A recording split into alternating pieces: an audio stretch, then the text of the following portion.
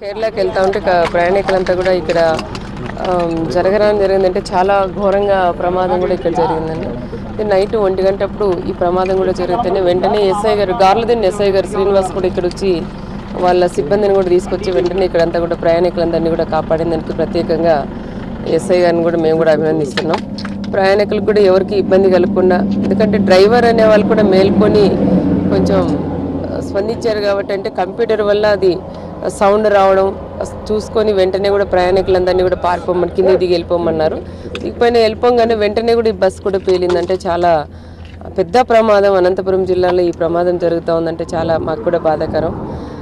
36 మంది ప్రాణాలు కాపాడిన డ్రైవర్కి, వాళ్ళందరినీ కూడా షెల్టర్ ఇచ్చి వాళ్ళందరికీ ప్రయాణికులందరికీ కూడా బస్సులు ఎక్కించి మళ్ళీ పంపించిన దానికి గార్లదిన్ ఎస్ఐ గారికి వాళ్ళ సిబ్బందికి అందరికీ కూడా ప్రత్యేకంగా కూడా ధన్యవాదాలు కూడా వాళ్ళకి తెలియజేయాలి.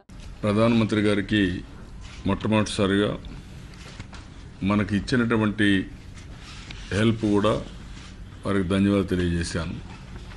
2300 కోట్లు మనకు డెఫిసిట్ ఫైనాన్స్ ఏదైతే ఉందో దానికి